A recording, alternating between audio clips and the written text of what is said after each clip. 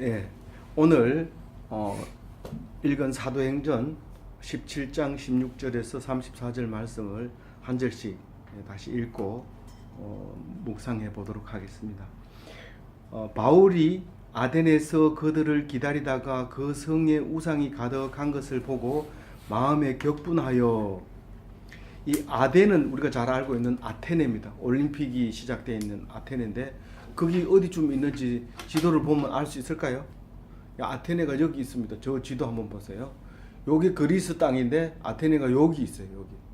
여기. 요 가까이 가보면 에게해라고 있는데 요 바다가 아주 특이하게 생겼어요. 그 옆에 고린도가 있고 거기 아덴이 있고, 지금 바울은 터키가, 이게 터키 지방이고 여기가 예루살렘인데 이 안디옥에서 출발해서 이렇게 해서 여기서 배를 타고, 여기가 유럽이 경계예요. 이쪽은 뭐고? 아시아고 이쪽은 유럽이고, 이 아시아와 유럽 사이의 경계선이 여기에 해협이 있는데, 지금은 터키가 이 유럽 쪽 땅도 가지고 있고 이쪽 땅도 가지고 있어서 터키는 아시아냐 유럽이냐 이러면 당연히 아시아 땅이 크니까 아시아라고 하기도 하지만, 이거는 엄밀히 말하면 유럽일 수도 있기 때문에 여기가 이제 경계선이 되죠. 그래서 아덴에서 지금 바울이 가 있어요. 여기서 출발해서 여기 한번 보세요. 여기 안디옥에서 출발해서 이렇게 해서 여기서 배 타고 건너가서 여기서 빌립보라는 데서 근처서 지금 데살로니가로 가서 여기서 배 타고 이렇게 가서 아덴에 와가지고 지금 이야기하고 있습니다. 나중에 이제 다시 예루살렘으로 돌아옵니다. 그래서 바울이 아덴에 가가지고 그들을 기다리다가 이런 건 뭔 말이냐면, 그 데살로니가에서 회당에서 예수님을 전파하니까 거기 그 유대인들이 발끈합니다. 그래가지고 죽이려고 합니다. 그래서 도망을 여기 아덴으로 옵니다. 거기 데살로니가에서 아덴까지 오는데 한 200km 정도 되는 거리인데 배를 타고 오는 거죠. 그 배를 타고 오는 그 먼 거리니까 하루 이틀도 아니고 먼 거리에 오는데 혼자 도망을 와요. 같이 일행들이 오는 게 아니고 그 디모데도 있고 실라도 있고 있는데 그 사람들하고 같이 왔으면 좋을 텐데 그 사람을 놔두고 급하게 옵니다. 왜냐하면 계속해서 바울을 잡으려고 쫓아오기 때문에. 그러면서 이제 배를 타고 아덴에 먼저 와 있고, 그 사람들은 오라고 전가를 보내놨어요. 내가 여기 있으니까 이쪽으로 오라고. 그렇게 전가를 해놓고 아덴에서 혼자서 기다리면서 이제 시내에 나가서 이렇게 구경을 합니다. 그랬더니 뭐가 있어요? 성이라고 하면 시내를 얘기하는 거예요. 성 안에 뭐가 있었어요? 우상이 가득했다는 거예요.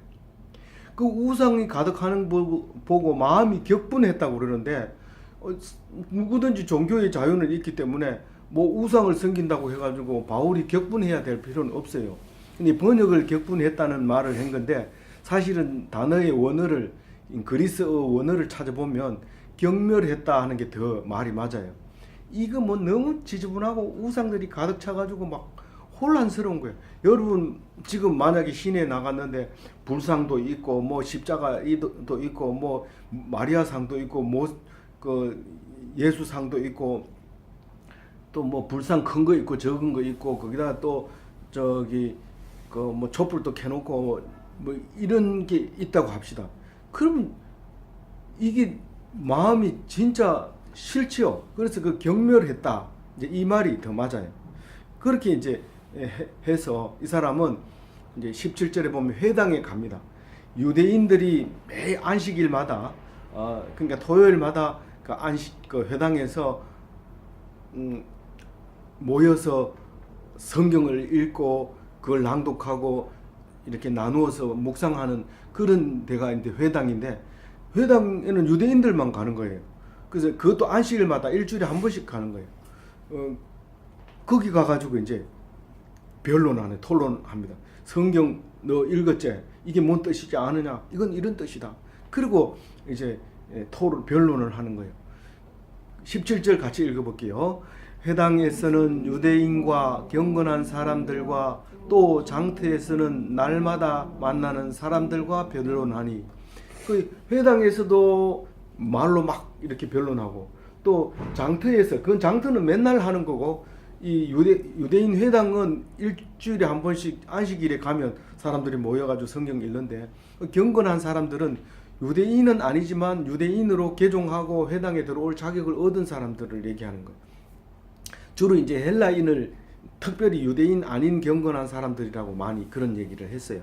그래서 그리스 사람들, 유대인들 이렇게 거기 일주일에 한 번씩 모여서 회당에서 할 때 이제 하고, 장터에서는 날마다 그 사람들하고 누구하고 경건한 사람들 또 유대인들 뭐 할 것 없이 날마다 만나는 사람들은 거기서 또 모여가지고 날마다 해요.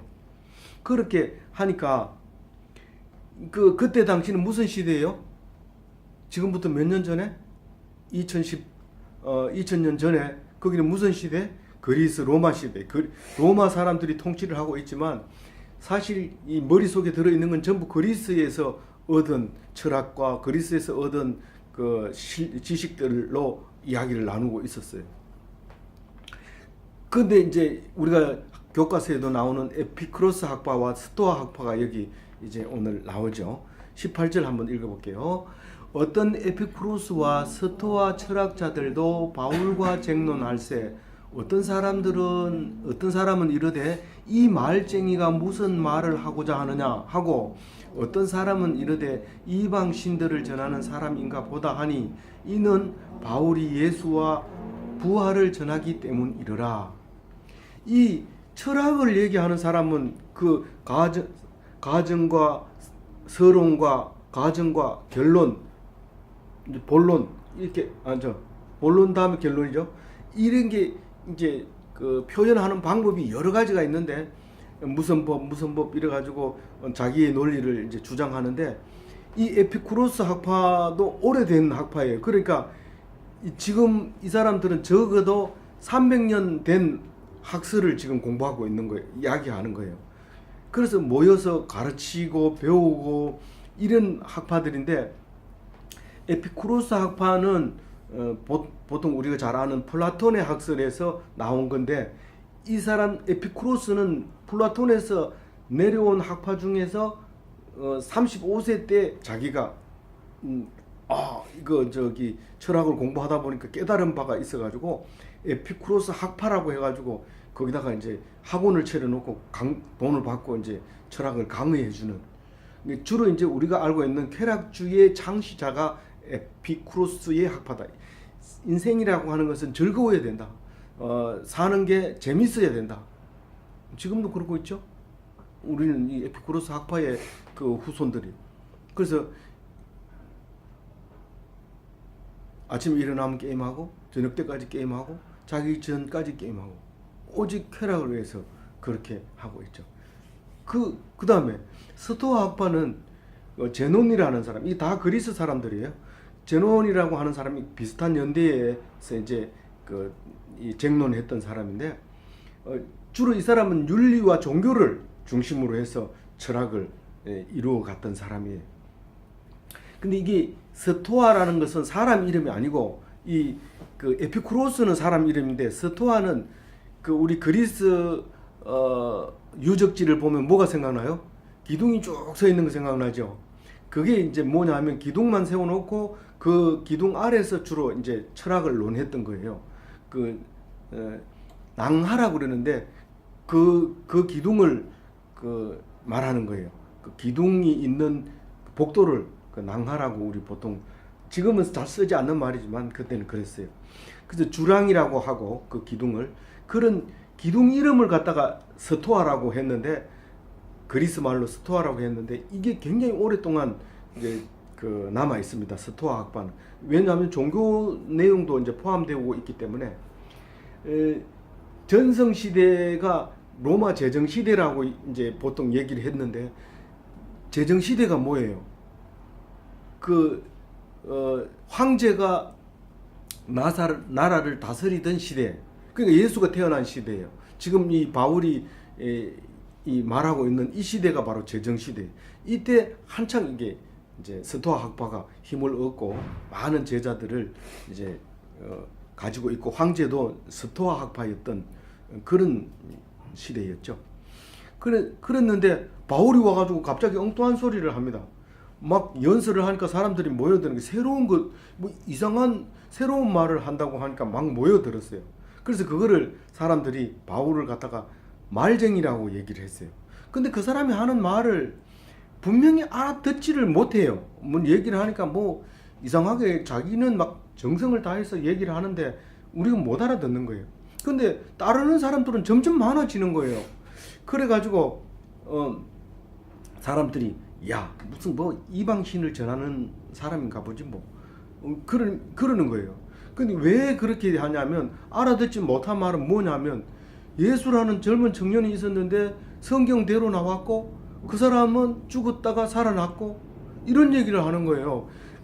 철학에서는 죽었다 살아나는 얘기는 할 수가 없어요. 철학적으로는. 근데 이건 이런 말을 하는 거예요.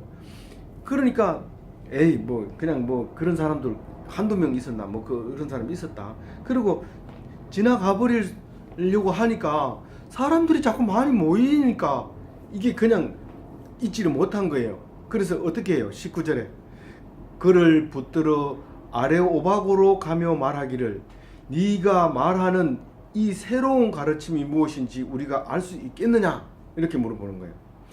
이 그동안 뭐 쫓겨 다니고 붙들려 다녔지만 요번에 붙들려 다닐 때는 이 철학이 관심이 많은 이 사람들이 바울을 이제 뭐 한 수 배우려고 이제 그런 거예요.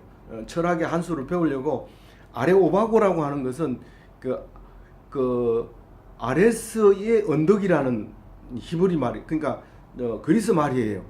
그리스 말인데 그 언덕으로 이제 뭐요 시내에서 그 변두리 언덕으로 산 꼭대기로 이제 데리고 간 거예요. 데리고 가서 이제 그래 얘기하는 야 네가 얘기한 거 좀 알아들을 수 있게 좀 얘기해 줄 수 없느냐 그렇게 물어보는 거예요. 그러면서 20절에 이제 네가 어떤 이상한 것을 우리 귀에 들려주니 그 무슨 뜻인지 알고자 하노라. 다른 말로 얘기해서 네 지금 이상한 소리 하는 것 같은데 그게 무슨 말이냐 한번 얘기해봐라. 이 철학자들이 시내에서 그렇게 바울한테 물으면 사람들이 전부 바울한테 갑니다. 나를 가르치던 사람이 저 바울한테 가서 배우고 있다. 그러고는 다 바울한테 가니까 시내에서는 그거를 못하고 변두리에 가서 아레스의 언덕에 가가지고 좀 얘기 좀 해봐라. 그렇게 얘기를 하는 거예요. 그래서 이제 얘기해요 안 해요? 그래서 얘기를 합니다. 20절에 21절에는 21절 같이 읽어볼게요. 모든 아덴 사람과 거기서 나그네 된 외국인들이 가장 새로운 것을 말하고 듣는 것 외에는 달리 시간을 쓰지 않음이더라. 이 아레스의 언덕으로 이 바울을 끌고 온 이유가 철학자들이 볼 때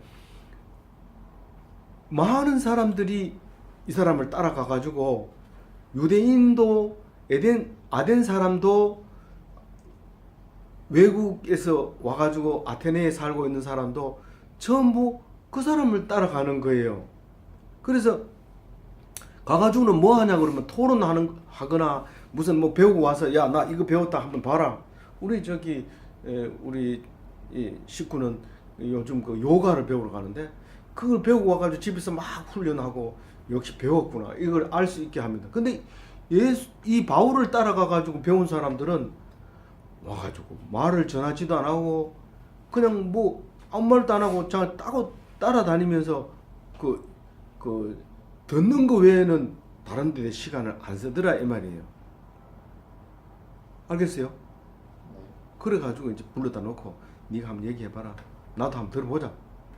이렇게 하는 거예요. 여기서 말 못하면 잘못하면 이제 죽는 수가 있어요. 근데 말을 합니다. 22절에서부터 31절까지 이제 설교죠. 바울의 설교를 지금 이제 얘기를 합니다. 이제 바울이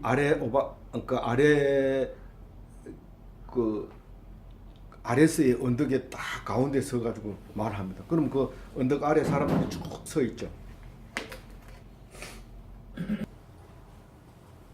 예, 22절 같이 읽어봅니다.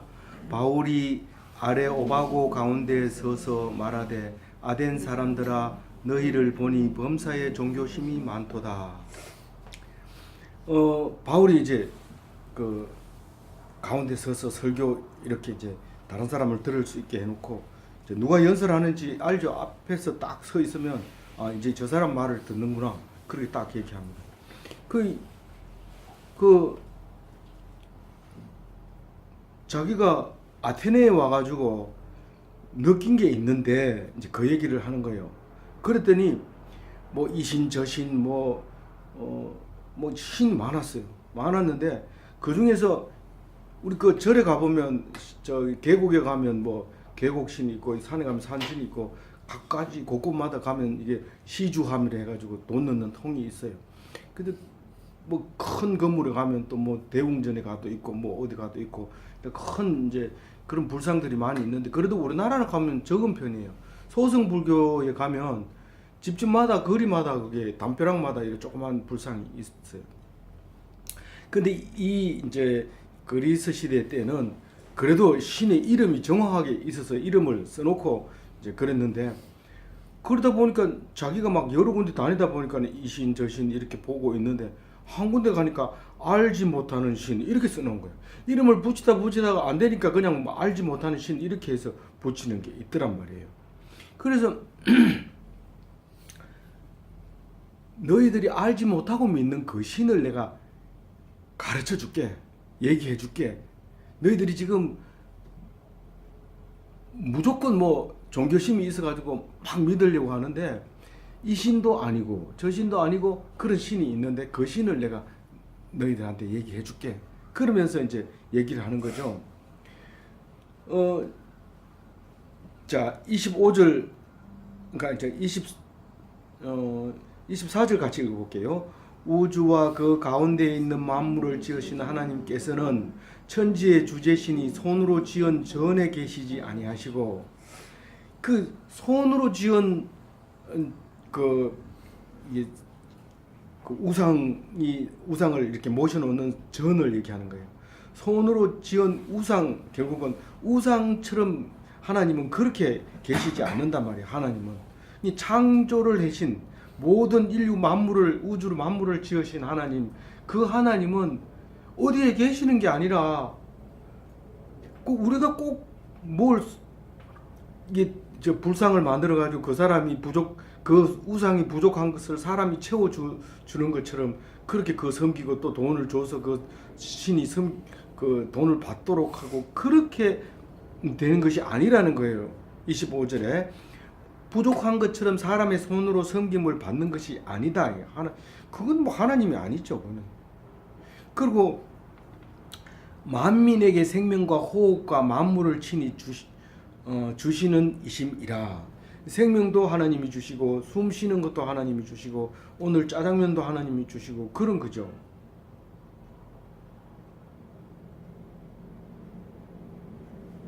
만불 짜장면은 만불 속에 하나 들어있지만 우리가 숨을 쉬고 생각하고 이런 것까지도 하나님이 만들어 놓았다는 거예요. 그래서 그 중에서 성경에 나와 있는 이야기를 이제 이 사람이 합니다. 26절에 인류의 모든 족속을 한 혈통으로 만드사 온 땅에 살게 하시고 그들의 연대를 정하시며 거주의 경계를 한정하셨으니 이 말이 우리가 그냥 스쳐 지나가면서 읽기에는 굉장히 어려운 말이에요. 그런데 이 말이 무슨 말이냐면 하나에게서 모든 족속이 나왔다 그 얘기입니다. 그러니까 아담과 하와에게서부터 우리 모든 인류가 만들어졌다 그 얘기를 하려고 하는 거. 이때 당시에는 이 말을 하면 무슨 말인지 알아들었던 거예요. 지금은 그게 무슨 말인지 못 알아듣지만 그때는 이제 나중에 노아 때까지 와가지고 이제 노아에서 세 가지로 이제 갈라지죠. 함과 셈과 야벳 이렇게 세 족속으로 나눠지면서 흑인과 백인과 황색 인종 이렇게 나누어진 것처럼 그렇게 나누어지는 이야기를 성경에 나와 있는데 그 사람들이 아무리 그리스 철학자라도 그 소리는 알아들었던 거예요.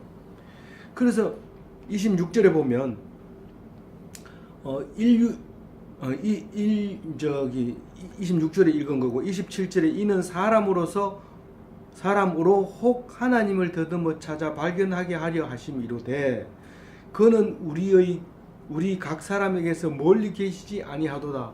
하나님이 천지를 만들었었고 우주를 만들었으면 굉장히 멀리 계시겠다. 야, 그 명왕성까지 만들었으니까 하나님 만나러 가려면 빛의 속도로 가도 우리 평생에 갈 수 있겠는가? 몇백 광년 이러면은 몇백 년을 빛의 속도로 가야 만날 수 있는 거리를 얘기하는 거잖아요. 우리 잘 알잖아요. 그런 하나님을 우리가 만나러 가려면 얼마나 멀겠냐? 이렇게 말할 수 있지만, 그러나 그 하나님이 멀리 있다는 거예요. 즉 가까이 있다는 거예요. 27절 말씀이 멀리 계시지 아니하다 이 말이에요. 하나님.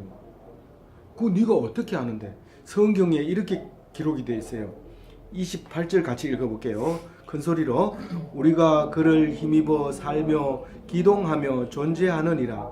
너희 시인 중 어떤 사람들의 말과 같이 우리가 그의 소생이라 하니. 이 성경은 뭐 율법처럼 율법서로 남아있기도 하고 역사서처럼 기록에 남기도 하고 족보처럼 기록하기도 하지만 시편처럼 기록할 때가 있어요. 근데 시편처럼 기록하는 그 시편도 유대인들은 계명으로 생각하고 그걸 늘 외우면서 그 말씀을 따라 하려고 했는데, 그 시편 2편의 말씀이 이런 말이 있어요. 우리가 그의 소생이라고 이제 28절에 얘기했는데, 우리가 누구예요? 우리 사람, 유대인, 또 경건한 사람, 이런 사람들은 하나님이 낳은 사람이라 이 말이에요. 다른 말로 말해서 뭐예요? 하나님의 아들이라 이 말이에요. 그러니까 우리가 하나님의 힘으로 살아 움직이고 있지만 사실은 하나님이 나를 낳으셨다. 시편 2장 7절에 그렇게 나와 있어요. 이 말은 누가 썼는지 모르지만 이 시편을 늘 이 유대인들은 외우고 있었다는 겁니다. 그리고 시편 82편 6절에서 7절의 아삽의 시를 보면 우리가 하나님의 아들이라고, 너희들이 신이라고 했는데 사람처럼 죽고 용사처럼 죽고 왕처럼 죽는구나, 이렇게 얘기하는 거예요. 그게 뭔 말일까요? 왕은 죽어요, 안 죽어요? 죽어요. 용사는 죽어요. 근데 진짜 그 시골에 있는 할아버지, 골골대는 할아버지가 이제 얼마 안 있으면 돌아가시겠다. 그리고 일주일 뒤에 가도 아직 어떠시냐? 아직도 골골해. 그리고 1년 뒤에 가도 그때도 골골해. 그 사람이 30년, 40년을 살아요. 골골하면서. 무슨 말이 있어요? 골골 100년이라고요. 거의 그 사람은 안 죽어요. 죽는 것처럼 보이지만. 근데 왕은 몇 년 살아요? 20년 왕하면 잘한 겁니다. 우리나라도 5년만 대통령 하면 더 못해요. 전쟁에 나가서 죽는 것은 용사들이 죽어요. 힘세고 이런데 군에서도 빌빌대고 뭐 맨날 뭐 얼차리 맞고 어디 갔다 오라고 그러면 제일 꼴찌 오고 이런 사람들이 오래 잘 버티지. 그 뭐 의욕이 강하고 이런 사람들은 사고 치고 빨리 군 복무를 마치게 되는 그런 경우들도 많이 있어요. 그러니까 사람이 짐승처럼 또 펄펄 뛰는 무슨 그 날쌘 동물처럼 그렇게 살고 있다. 그걸 시편 아삽의 시에서 그런 얘기를 해요. 그 동물들 중에서 누가 가장 오래 살까요? 거북이같이 이렇게 비리비리 되는 동물이 오래 살아요. 누가 가장 생명이 짧을까요? 사자 굉장히 수명이 짧아요. 그냥 자기를 해치는 동물이 없는데도 불구하고 가장 수명이 짧은 삶을 살게 되는 거죠. 그래서 이 시편에서 보면 하나님이 우리를 낳았다고 해요. 낳았다고 하면서 그 우리가 하나님의 아들, 그리고 너희가 하나님이다, 그렇게 신이다, 그렇게 얘기를 하는 게 시편에 나와 있어요. 그래서 그 27절을 읽어볼게요. 이는 사람으로 혹 하나님을 더듬어 찾아 발견하게 하려 하심이로되 그는 우리 각 사람에게서 멀리 계시지 하도다. 우리가 이렇게 그 혈통으로 한 혈통에서 여러 족속으로 나눠진 것은 우리가 왜 이렇게 나누어졌지? 그렇게 생각하면서 그것을 찾아서 하나님이 만들었다는 것을 알게 하려고 그랬다고 지금 바울은 얘기하고 있는 거예요. 실제로 우리가 힘들고 어렵게 할 때 하나님이 있는 것을 알아요. 아버지가 아들이 말을 안 듣거나 이러면 때려줘요. 때려주면 그 아들은 아버지가 있는지 모르고 있다가 얻어맞고 나서야 비로소 우리 집에는 아버지가 있구나 이걸 알게 돼요. 안 때리면 아버지 없는 사람처럼 살아요. 근데 아버지가 때리는 이유는 아버지가 있다는 것을 알게 하려고 하는 거죠. 바울은 그걸 얘기하고 있는 거예요. 그런데 29절 같이 읽어볼게요. 이와 같이 하나님의 소생이 되었은즉 하나님을 금이나 은이나 돌에다 사람의 기술과 고안으로 새긴 것들과 같이 여길 것이 아니니라.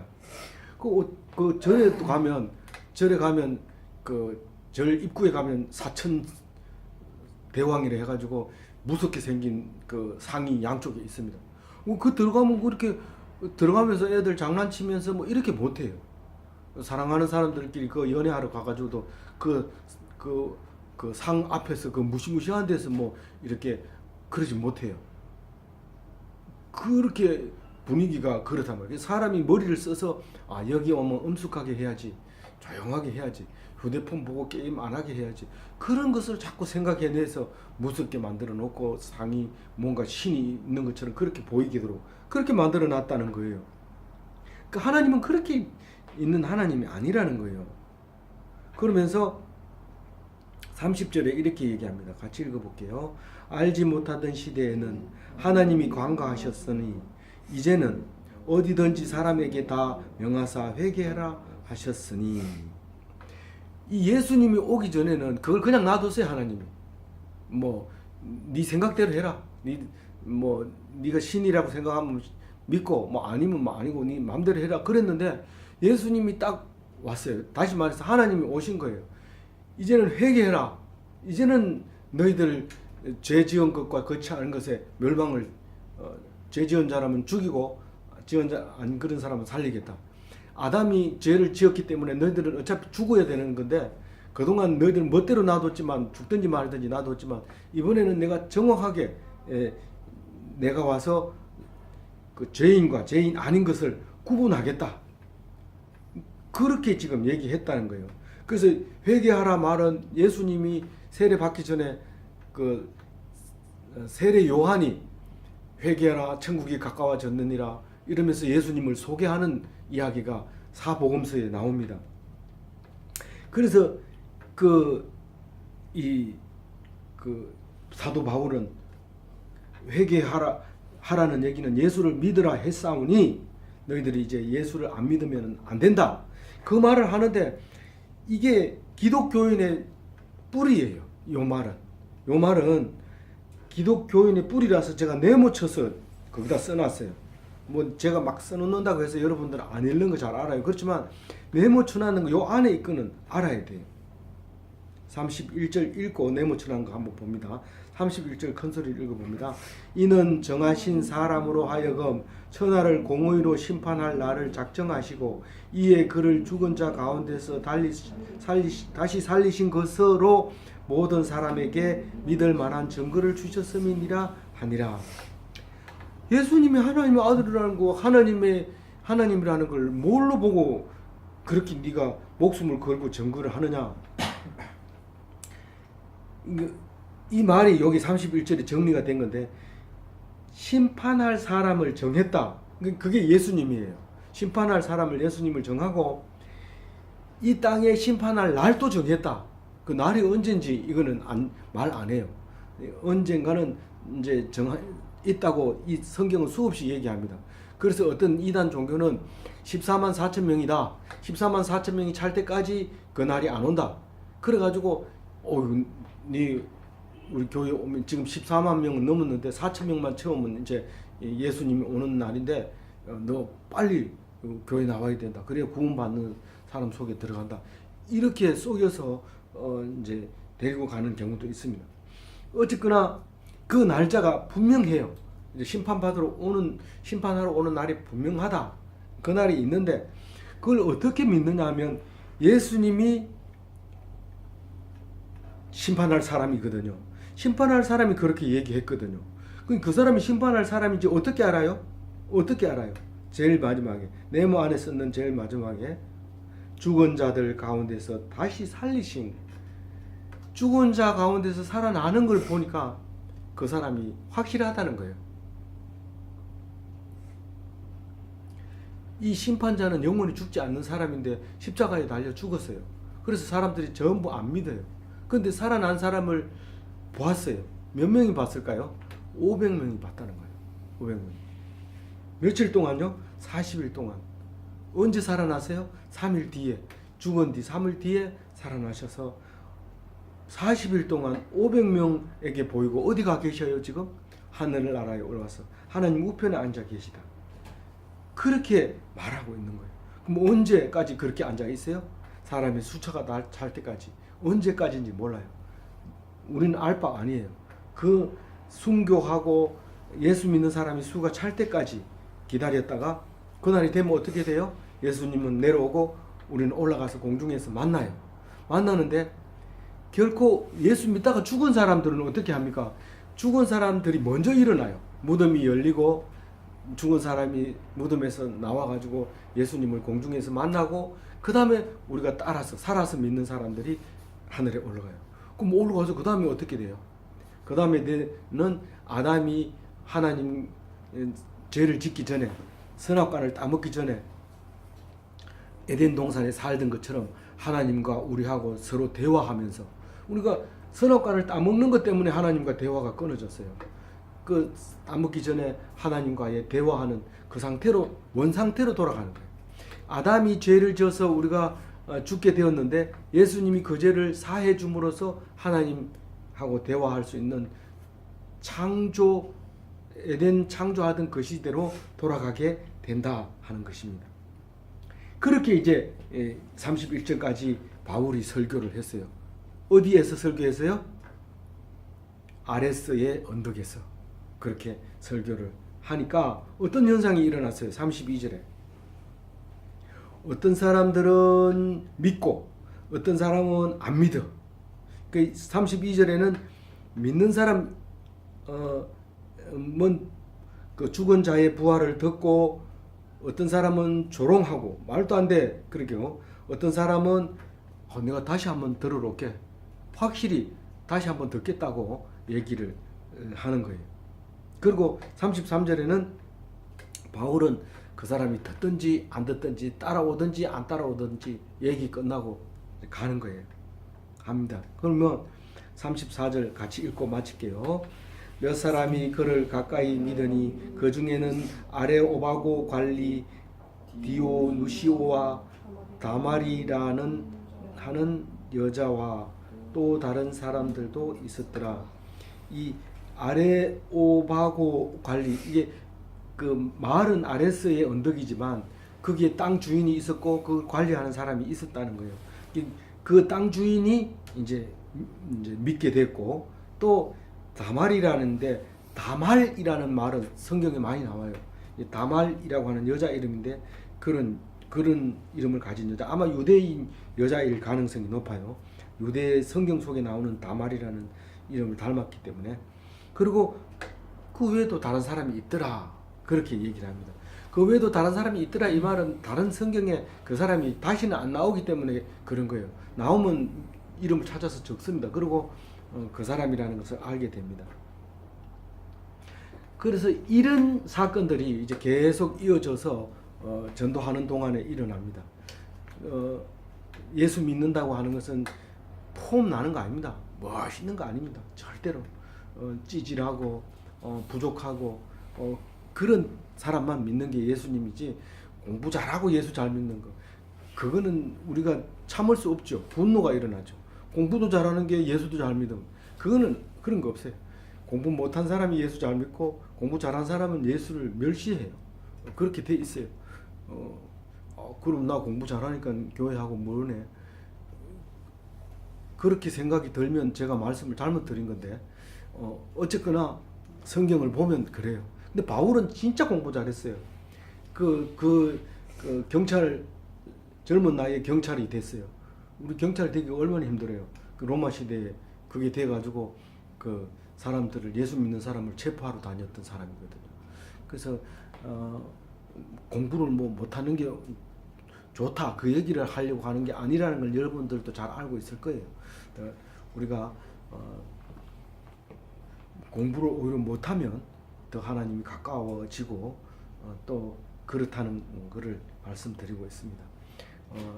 근데 공부를 잘하던 예수를 안 믿던 사람이 예수를 믿으면 더 잘 믿지. 뭐 예수도 믿어도 좋고 안 믿어도 좋고 이런 사람은 교회 갖다 놔도 그렇고 교회 안 갖다 놔도 맨 그게 그거예요. 그래서 열심을 가지고 공부도 열심히 하고 하나님 말씀도 듣기 싫으면 듣기 싫다. 좋다 그러면 딱 대들어서 제대로 배우고 이렇게 했을 때 신앙을 바로 정할 수 있어요. 그래서 기독교 신학은 거의 바울이 다 이제 정립을 하는 거예요. 그래서 기독교 신학 이러면 바울 신학을 빼면 안 돼요. 바울이 성경을 13권이나 썼어요. 신학 66권 중에 21권 중에 13권을 바울이 쓴 거예요, 신학. 그래서 바울을 닮지는 못하지만 우리는 충분히 바울처럼 살아갈 수 있다. 그래서 멋있는 바울 닮은 기독교인이 다 되시기를 바랍니다.